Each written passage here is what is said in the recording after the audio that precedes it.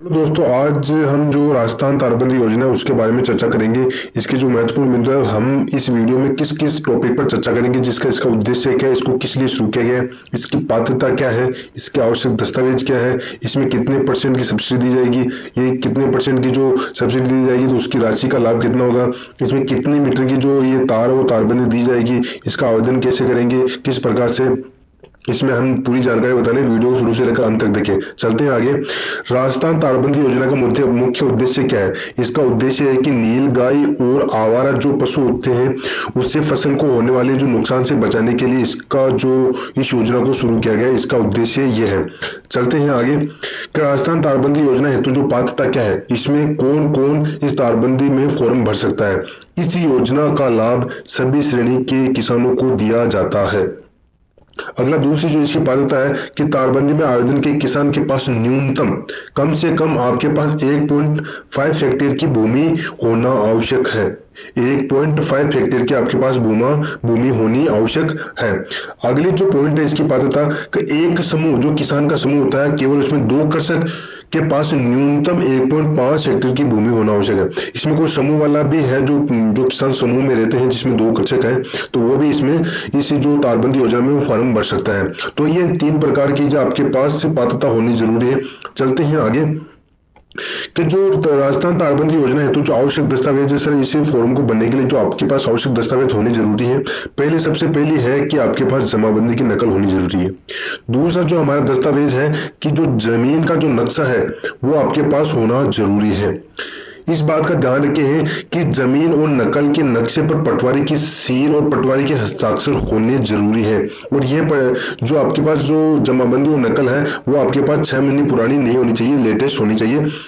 आगे चलते हैं सर। आगे है कि राजस्थान तारबंदी योजना जो दूसरा जो डॉक्यूमेंट है वो है आधार कार्ड। आपके पास आधार कार्ड होना चाहिए। तीसरा जो डॉक्यूमेंट है वो आपके पास जनाधार होना चाहिए और एक बैंक की डायरी आपके पास होनी जरूरी है। आगे चलते हैं। आपके पास एक मोबाइल नंबर होना चाहिए जो वर्तमान में चालू हो, आपके पास होना चाहिए, जो एक मोबाइल नंबर होना चाहिए।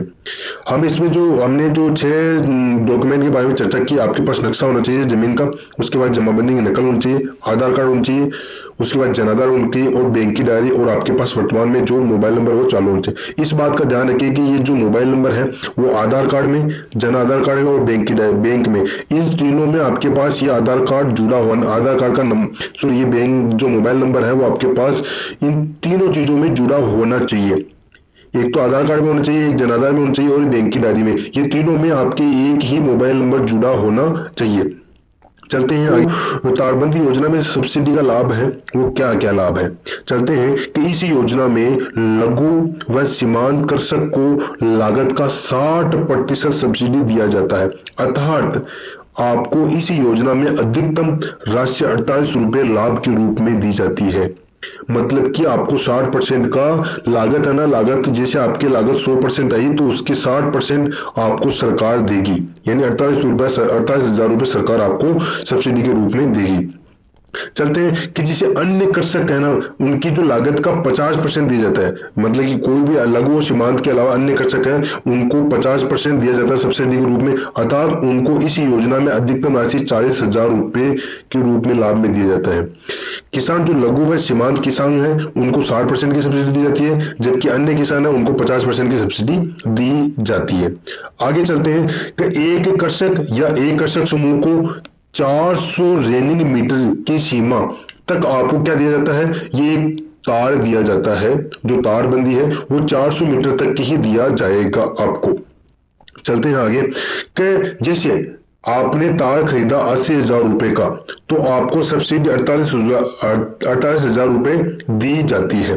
यदि आपने तार 1 लाख रुपए का खरीदा तब भी आपको सब्सिडी कितनी जाएगी, 48,000 रुपए दी जाती है। मतलब कि आपने 80,000 का तार खरीदा तो भी आपको 48,000 सब्सिडी दी जाएगी, और आपने 1 लाख यानी 80,000 से ज्यादा खरीदा तब भी आपको सब्सिडी कितनी जाएगी, 48,000 रुपए दी जाएगी। जैसे कि मैं बता रहा हूं, तो इस योजना में आपको 48,000 रुपए की सब्सिडी दी जाती है, इससे अधिक सब्सिडी नहीं दी जाती है। मतलब कि मैक्सिमम सब्सिडी कितनी है सर, 60% की सब्सिडी कितनी है, 48,000 रुपए दी जाती है। चलते हैं आगे।